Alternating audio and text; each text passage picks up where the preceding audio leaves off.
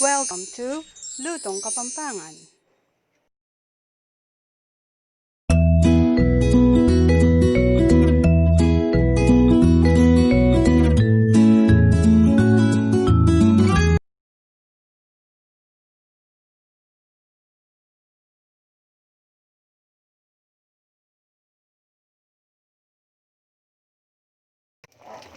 Ito guys, pata. Adobong pata. Pinakuluan sa toyo tsaka suka. Nilagyan ng daon ng laurel. Tsaka yung kamute, pinirito na yung kamute. Pagka malambot na, igigisahan natin. O tara guys, igigisahan na natin. Natin sa bawang.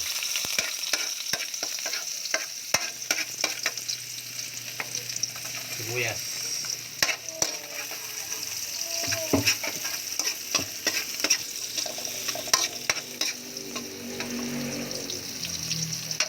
Tapos guys, yung pinalambot natin karne.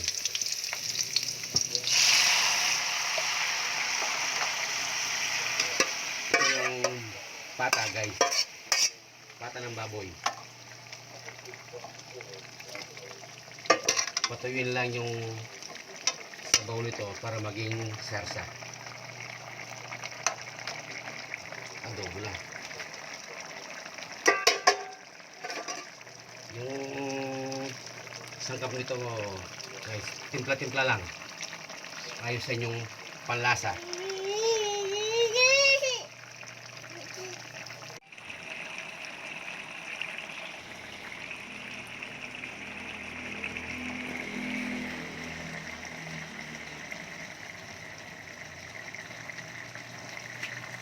Malapit na maluto guys, so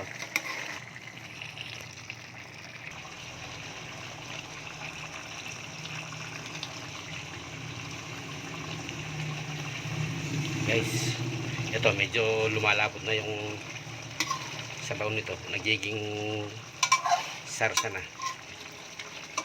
Masarap sa adobo guys yung may konting sarsa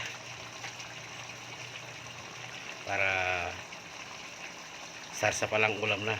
Kahit yun lang yung panghalo mo sa kanin, pwede ka na, solve na.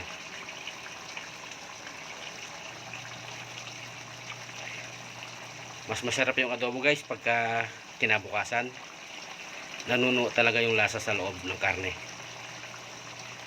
Kasi kahit isang linggo to, hindi masisira yung adobo eh. Tayo naman kanya-kanyang version sa pagluluto, diba? Ito yung version ko.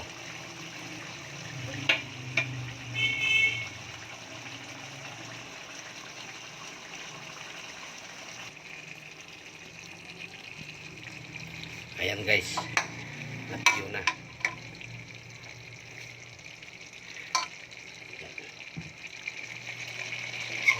Tuyo na guys.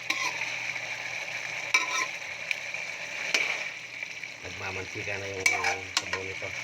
Pwede na natin patayin yung apoy. Ready to eat na to. Sarap guys. Lalo na yung kamote. Saka pinalambot ko na gusto yung pata.